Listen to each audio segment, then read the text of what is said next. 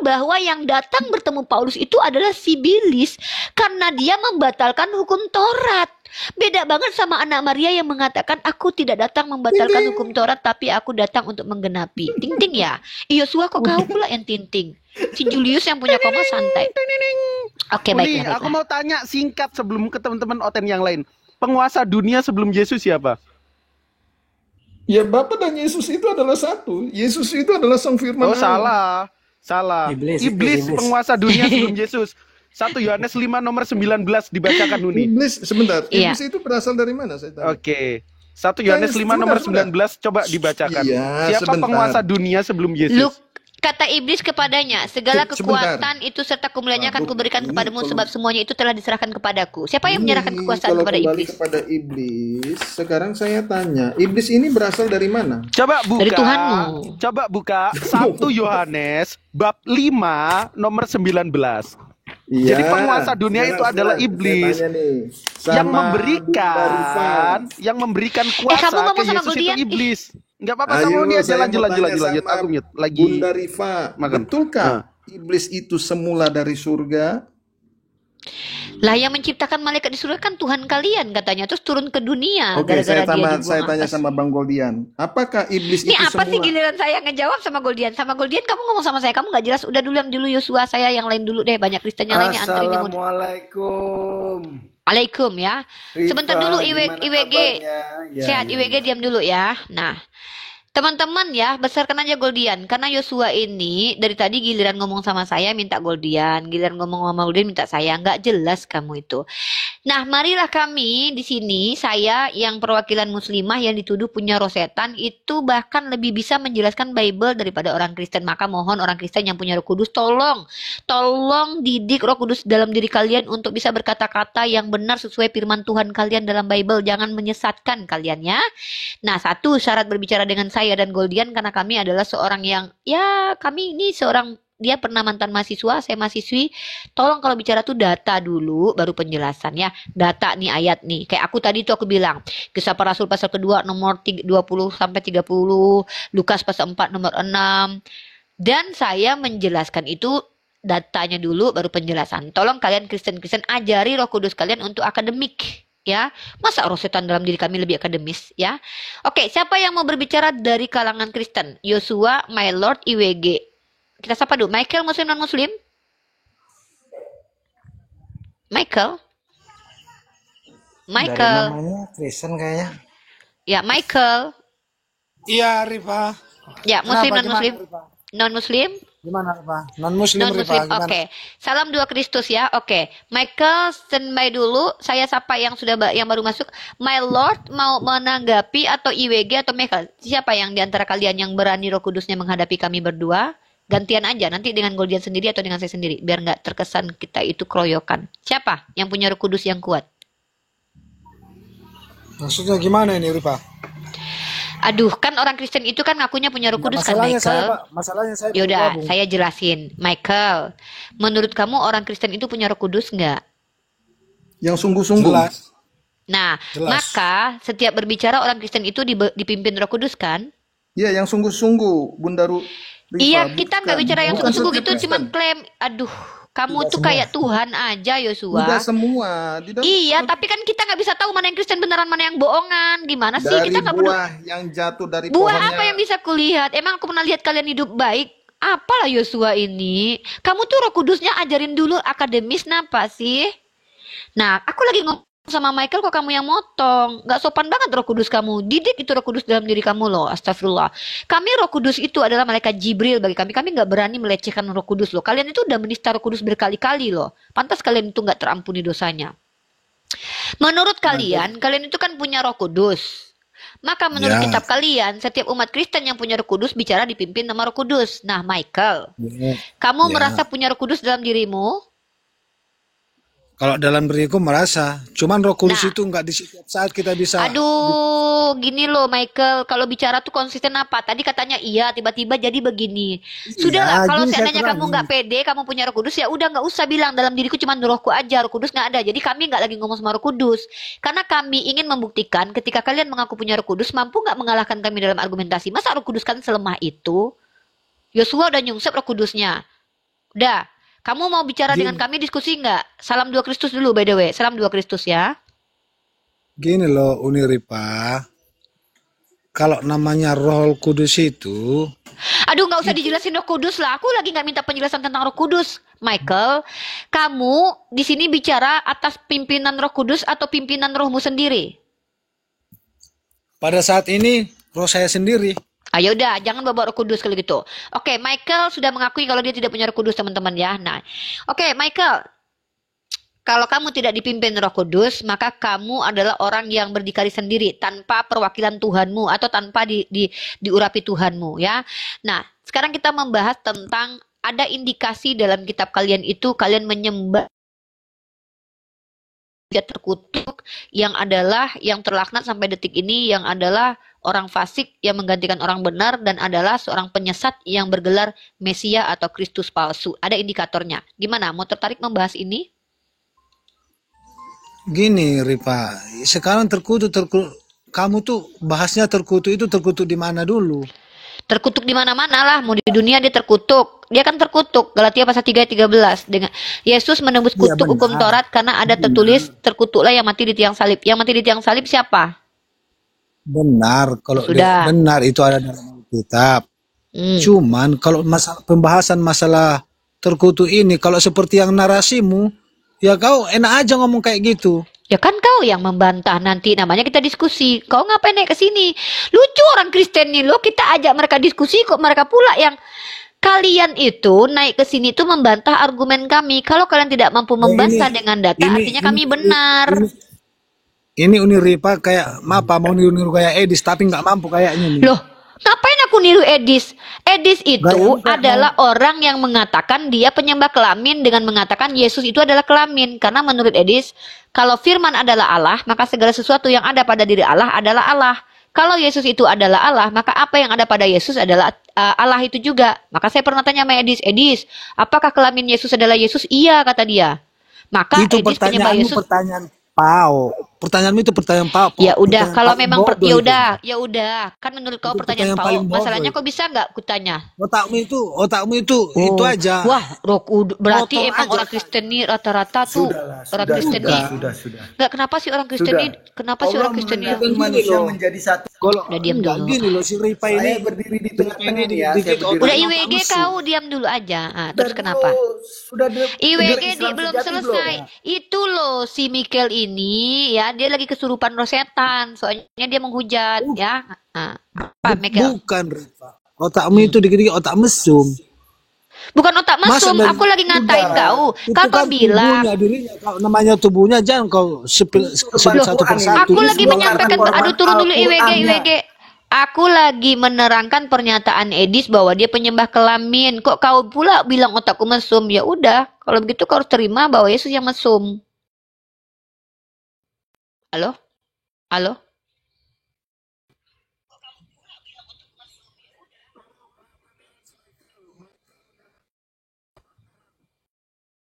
Halo, tes.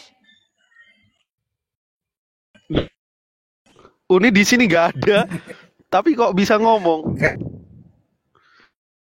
Enet ya. Oke Bang, kita mulai kembali. Sekarang saya mau bertanya dengan Bang Kores. Bang Goldian. Bang Goldian. Nggak mau. Duh, sekarang saya bertanya, Anda nggak mau Saya nggak dari mau. tadi. Terus gimana ini diskusi itu harus dua arah Bang Goldian. Jangan saya ditanya terus. Ya udah, tanya aja bro. Canda. Oke Bang Goldian, apakah benar iblis itu semula berada di surga?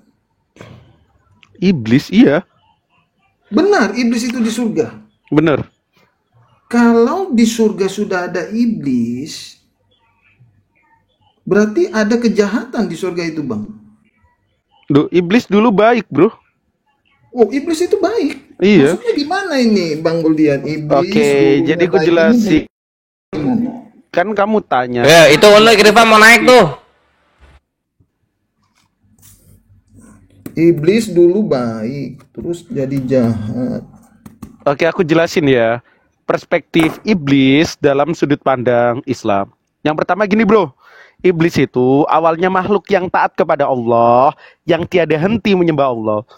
Tatkala Allah menciptakan makhluk lain, Adam, dalam Al-Baqarah 30 dan Al-Baqarah berapa saya lupa, Allah menyuruh iblis sujud kepada Adam. Tapi saat itu iblis sombong. Malah yang disuruh sujud malaikat. Malaikat dan iblis. Nggak ada iblis terus. Oke, berapaan? Lihat di ayatnya, yang disuruh malaikat. Oke, gua bukain.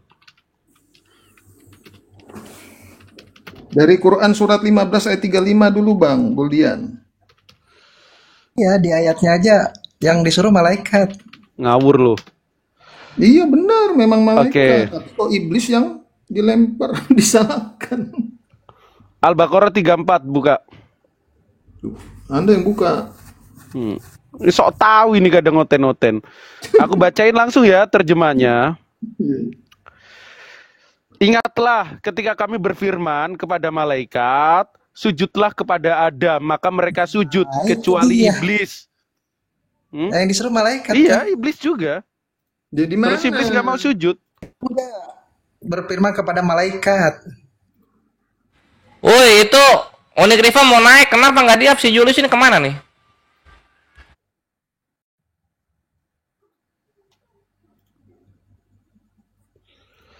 Jadi yang disuruh itu Ada. Nah, gini ya, gini, kau dengarkan dulu. Coba kau tunjukkan di situ bahwa Allah bicara kepada seluruh manusia. Coba kau tunjukkan dalilnya eksplisit bahwa Allah pada waktu itu berbicara kepada seluruh makhluk. Sorry. Aduh, aku bingung sama orang Kristen ini. Gini loh ya, ketika iblis aduh Majang, tolonglah dulu kau tuh Yosua. Roh Kudus kan memang nggak sopan-sopannya, nggak ada adab ku tengok. Kau kan bertanya tentang iman kami menjelaskan. Ku ajak kau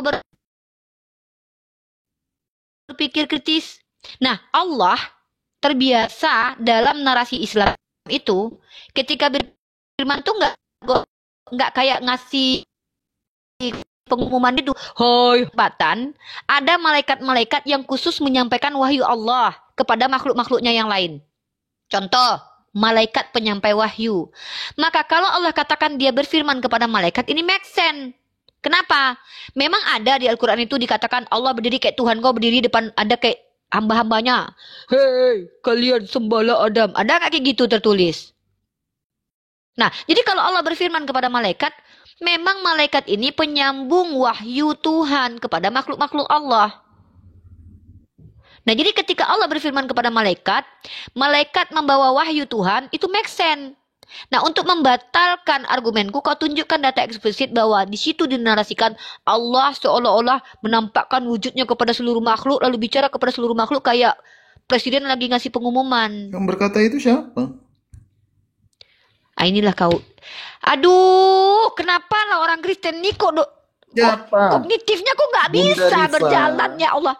Udah gini, udah. Kau ngomong sama si Goldian aja ya. Udah, kau ngomong sama Kores kalau nggak Goldian aja. Capek aku. Enggak, sama Udahlah, Uni kau aja. jadi Kristen aja. Aku males sama Yosua. Gak mau, aku nggak mau. Yang lain aja lah. Aku nggak mau. Ya udah gua aja sini guys, gua makan. Apa ini? Tolak di sini semua ya nggak apa-apa lah, kasihan. Ya nggak apa-apa lah. Tuhan lu kan juga biasa ditolak, biasain lah. Memang. Biasain lah.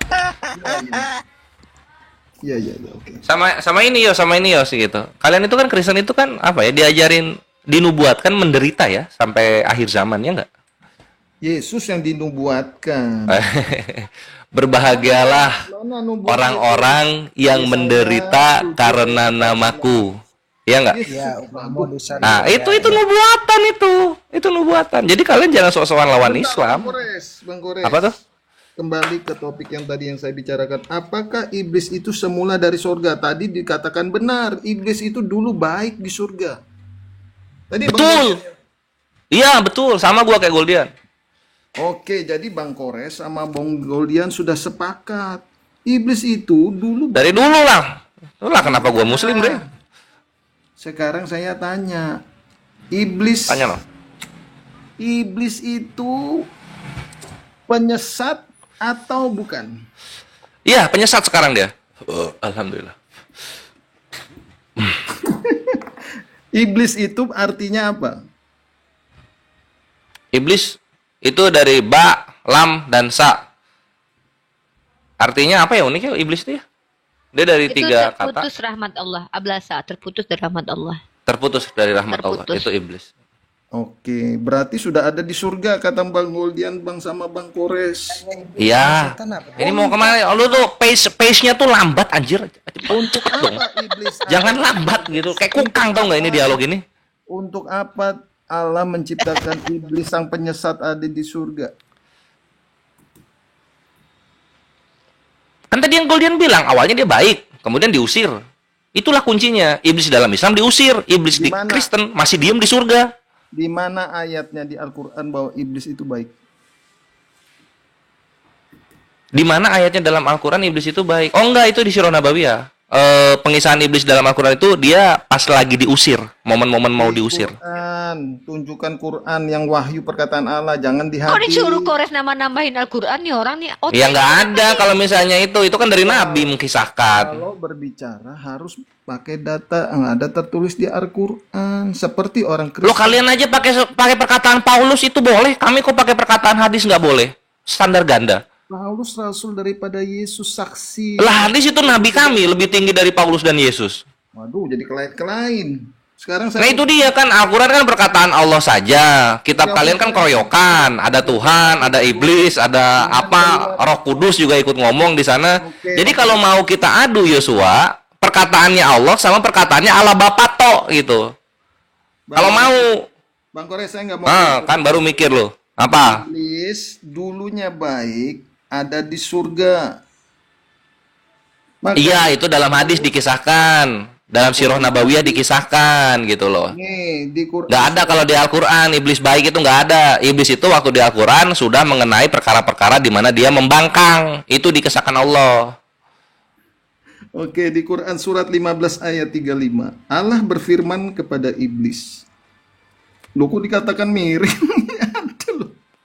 Keluarlah dari surga. Nggak, nanti matinya di sini nih. Nah, di situ. Dikeluar dari surga, diusir iblis ya. Waduh, belum dibacakan, sabar Bang. Enggak, itu udah cocok itu. Keluarlah dari surga, diusir iblis. Allah Sekarang Yosua, kenapa dalam Kristen iblis masih di surga gitu?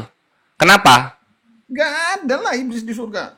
Mana ada? Coba di mana dia dalam kitabnya kalian iblis diusir dari surga? Coba tunjukin. Dia dilempar ke dalam. Nah, kemana? Silahkan buka. Jangan. Wah, ke Goldian sekarang larinya. Woi, Bang woi, Kores. kabur-kaburan lu kayak maling lu. Ya, sorry. Quran surat 15 ayat 35 sampai 37 saya bacakan ya. Allah berfirman kepada iblis, keluarlah dari Ini surga. orang emang gak sopan ya, ditanya kitabnya malah bawa-bawa Al-Quran lagi. Si Kores nanya. Si Kores lagi Pertanyaan saya nanya belum tadi. dijawab, malah dia yang Udah bertanya dijawab duluan. Kores. Udah bilang, Pertanyaan si udah Kores dijawab, udah bilang nggak ada. Nggak ada itu Kitab lu jawaban. Mana tertulis katanya kalau orang Kristen jawab pakai Bible. Emang ngencingin kitab lu sendiri lu Joshua. Ya Yesus, yang bener dong ah. Yosua tuh Yesus loh bener. Itu nama aslinya Yesus tuh Yosua sebenarnya. Yosua itu abdinya Musa, bukan Yesua. Aduh, gimana? Nggak ada Yesua anjir. Yesua nggak ada, orang Yahudi ngasih nama ke Yesua. Ye. Ya udah, Ngarang aja lu. Saya nggak bisa bahasa Ibrani. Iblis itu Roh Kudusnya ngapain kerjanya selama ini? sebentang bareng Kores. Anda kan tadi Bentang bang koreng gitu. Jadi ang semua dia. Sudahlah, lu dukung PSG atau Inter dah. PSG dong. Kalau gitu sama ini Jose Mourinho. Apa? Kores. Dalam satu ini saya setuju dengan Anda. Kenapa? Kenapa saya setuju PSG yang saya dukung Anda juga dukung? Karena PSG itu ada yang mirip Yesus. Bukan Strikernya. karena PSG belum Neymar, pernah Mbappe masih juara ada di Piala situ. Champion satu kali pun. Sedangkan Inter sudah merebut 3 kali Piala Champion. Oke. Macam kriminal aja merebut aja. Sudah menang, merebut. Menang, maka itu kasihanilah yang belum punya PSG. Oh iya. Mantap. Aku dukung PSG. Joshua, ini gue mau quick question. Kalau di dalam Kristen itu iblis itu musuh manusia bukan sih? Iblis itu? Dialah musuh. Oh gitu. Ya udah tuh ajarin gue cara mengasihinya gimana? Bentar. sebentar, iblis itu sebetulnya nggak diciptakan oleh Tuhan, karena segala ciptaan Tuhan itu baik. Itu di dalam ajaran Kristen yang tertulis di dalam Alkitab. Berasal dari manakah sang iblis ini? Kalau Ya udah. Nanya. dalam Kan iblis versi musuh agama manusia. Anda, Aduh sebentar, bentar. Yosua, kenapa lah lari-lari kayak maling ayam ini? Si Kores nanya, kan iblis itu musuh kalian, kan kalian harus kasih musuh. Gimana cara kasihi musuh yang adalah iblis? Ah, Gimana cara ngasihnya coba? Iblis itu adalah bapa pendusta. Dialah dulu bapamu, kata Yesus. aduh, tolong. Tadi kau udah Dia jawab, iblis itu merasuki musuh manusia. jiwamu dan rohmu. Majang, Bukan. kenapa? Yosua, lu tuh bukan chat GPT, lu tuh orang gitu loh. Kalau ditanya A, langsung A gitu. Jangan kayak chat GPT lu tuh. Ditanya A, deskripsi keluar. Wow, panjang. Sebentar Bang Kores. Dijawab dulu gitu. Kalau misalnya iblis itu musuh lu, gimana cara mengasihinya? Coba. Begini Bang. Pengen tahu, gue pengen belajar. Aduh, begini Bang Gores, ada dua versi dalam ajaran Anda dan ajaran saya. Pertama, kalau di dalam ajaran Anda, iblis itu sudah dulu ada di surga, yang dulu dikatakan baik, terus berbuat jahat. Itu kan versi Anda. Ada di surga, itu satu. Ada di surga iblis. Ah, Tetapi ya. dalam konteks agama kami, iblis itu nggak di surga. Malaikat. Terus ular itu siapa? Si Komo? Bentar Hah? dulu. Pokemon? Jangan dipotong. Ular itu siapa itu yang menggoda Adam? Jangan dipotong. Jadi, di dalam segala penciptaan Tuhan, di hari pertama sampai hari itu, tidak ada iblis itu diciptakan. Tetapi dia adalah sang malaikat, Lucy, itu sudah jatuh karena memberontak kepada Allah, jadilah iblis dilemparkan ke dalam dunia. Ya berarti nggak apa-apa kalau di Kristen ada dua yang sudah ada dari sejak dulu gitu kan, nggak diciptakan, ya nggak ada masalah sama gua. Pandangan berbeda teman-teman. Kalau di dalam Betul Kristen, gitu. Allah tidak menciptakan yang tidak baik, tetapi iblis. Betul. Allah itu cuma menciptakan Israel kalau dalam Kristen itu. Yang apa Mesir, Arab itu diciptain orang lain, nggak tahu siapa namanya itu. Malaikat memberontak karena dia mau menyamai Allah, dia dilemparkan ke bumi menjadi iblis. Tetapi dalam versi Anda, iblis itu sudah ada di surga. Nah, ini yang membingungkan. Nah itu di mana iblis diusir? Kan ngarang-ngarang aja. Lu hobi banget ngefitnah Tuhan lu sendiri. Di mana iblis diusir dari surga? Sebentar. Loh, iblis itu nggak diusir, dia tuh malaikat yang Nggak diusir kan? Ah, itu dia gitu. Itu dia masalahnya. Makanya di 1 Korintus 5 nomor 5, ketika ada orang berdosa, juru selamat pada hari Tuhannya siapa? Iblis. Iya 1 Korintus 5 nomor 5. iblis itu nggak di surga. Ini ada yang Yosua, ada yang request nih bahas 72 bidadari yuk. Yuk, kita bahas yuk. Mana yang lebih asik? Mengawini bidadari atau mengawini Yesus? Surga mana yang lebih asik? Mau nggak? Waduh, kalau 72 bidadari mah Anda ahlinya tuh. Iya makanya gitu. Coba lu mending mana? Mengawini Yesus atau mengawini bidadari? Kan kalau di Kristen kan surganya mengawini Tuhan. Kalau di kita kan mengawini bidadari. Narasi Anda Loh. yang salah. Wahyu 19 nomor 7 loh. Berbahagialah dan bersukacitalah karena perkawinan anak domba telah tiba. Itu ngawinin siapa anak domba di situ? Kan bukan anak domba beneran kan itu kan? Bentar, bukan. Itu perumpamaan. Ah, berarti anak domba siapa di situ? Yang dimaksud dengan anak domba adalah menggambarkan orang-orang yang percaya di Yeremia 31 ayat 10 seperti gembala terhadap kawanan dombanya. Ah, jadi gimana? Lebih enak mengawini orang-orang percaya atau mengawini bidadari? Anda menarasikan yang salah. Loh, ini mengawini rohani. Jadi nanti misionarisnya misionaris rohani, dogistay rohani. Jangan dibawa daging. Waduh, jangan. Ini kalau saya sudah mulai menghujat, saya nggak mau diskusi begini. Loh, ini rohani loh. Jangan pikir kedagingan loh. Nah, Anda memahami dalam konteks rohani, dalam perkawinan, itu bukan begitu. Dia sang pengantin laki-laki itu akan menjemput saat kita ini digambarkan sebagai jemaat Allah, sebagai orang tubuh Kristus, sebagai pengantin perempuan yang merindukan. Yosua menjadi pengantin perempuan kan, pengantin perempuan rohani. Maka itu hubungannya dengan Yesus domba itu apa? Di Yohanes 10 ayat 26 27, umat Allah sebagai domba yang terpilih. Di Lukas, Nah, umat Allah sebagai domba yang terpilih ini ini akan mengawini Yesus kan? Mengawini Yesus kan? Anda jangan memakai itu, jangan nonton yang Lo mengawininya jangan mengawini daging dong, mengawini rohani. Ini mikirnya kemana-mana ini. harus rohani, jangan pikiran yang gitu, enggak. Betul, ini mengawini roh lo. Nah, enak mana mengawini rohnya Tuhan atau mengawini bidadari? Saya ajarin Anda kalau saya bisa, kalau Anda terima. Jadi hubungannya Iya, jadi gua akan nerima. apa? Di dalam Lukas 15 ayat 4 Ya, sampai suruh siapa pengen bahas bidadari? Jadinya kan kenanya ke situ ngawinin Tuhannya sendiri. Ayo, lanjut. Yesus mencari domba yang hilang. Domba yang hilang itu adalah orang-orang yang Kristen kembali menjadi keagamaan Anda. Oleh karena apa? Misalnya, oleh karena mengikuti suaminya, mengikuti istrinya. Itulah Yesus mencari domba-domba yang hilang. Nah, itu kan nanti diceraikan tuh, dipaksa cerai dalam rangka kematian supaya mengawini anak dombanya kan. Kan nggak mau anak domba mengawini yang masih ada pasangannya kan gitu. Itu gue ngerti. Nah, yang gua pengen tahu itu bagaimana perasaan kalian ketika sudah datang momennya mengawini anak domba ini gitu. Gimana perasaannya? Maka itu Senang, saya sudah bilang, tidak sabar, apa? gereja-gereja itu diperumpamakan sebagai domba pengantin-pengantin perempuan yang menantikan Iya. mempelai pria yang akan datang kedua kali, bukan dalam konteks yang Anda pikirkan, bukan begitu. Lah emang gue mikirin apa orang tertulis perkawinan? Apa yang gue pikirin kalau Nah, perkawinan? yang dimaksud dengan perkawinan itu adalah sang mempelai menjemput, akan datang kedua kali, menjemput mempelai ini untuk menerima kerajaan Allah, kehidupan yang kekal dalam konteks. Nah, jadi menerima kerajaan Allah itu disebut kawin kan? Wah, kok aduh tertulisnya begitu loh. Gue di sini menerima aja loh. Kawin kan di situ kan. Menerima kerajaan Allah itu kawin dengan Tuhan, berkawin. Ya, abangku, Apa? bukan secara lahiriah. Betul, kawinnya rohani. Ya, itu seperti seorang mempelai lelaki yang datang menjemput mempelai perempuan. Betapa rindunya sang mempelai perempuan ini menantikan sang mempelai laki-laki itu. Nah, setelah dijemput diapain? Dia duduk di surga bersama Bapa. Pas duduk diapain? Kan kawin. Nah, ini pikiran Anda, maka itu jangan saya bilang. Ini ya pikirannya dikasih jawaban-jawaban yang rohani loh. Kasih jawaban-jawaban yang rohani kok susah banget. Sebentar, ini ayatnya sebentar. Kan kawin nih, suami sama istri duduk bersama, kawin posisinya.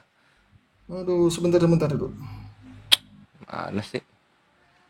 Kalau bidadari kan prot-prot lah, biasa kan gitu. Nah, kalau sama Tuhan ini prot-protnya gimana? Prot-prot rohani itu. Ini yang gua agak masih belum ngerti gitu loh. Gimana? Udah puas itu bahas bidadari di bawah? Oi, kawan-kawan. Tadi siapa yang nanya tuh?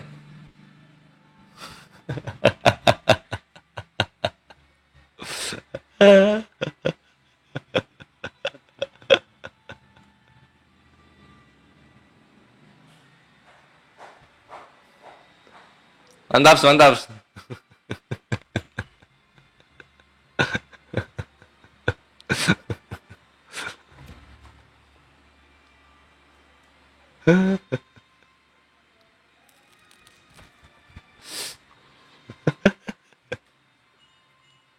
Jadi gitu ya. Di sini mah gue saling toleransi aja kawan-kawan Kristen yang di bawah gitu.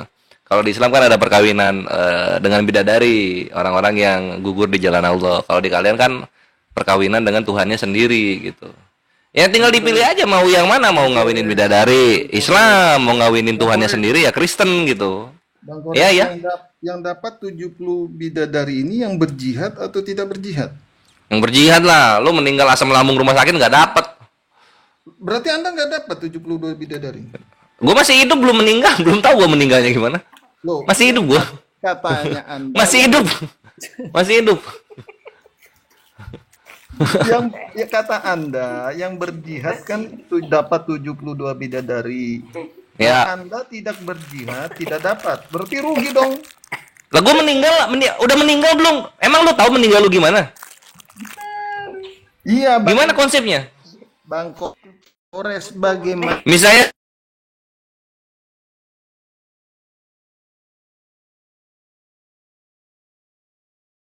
Anda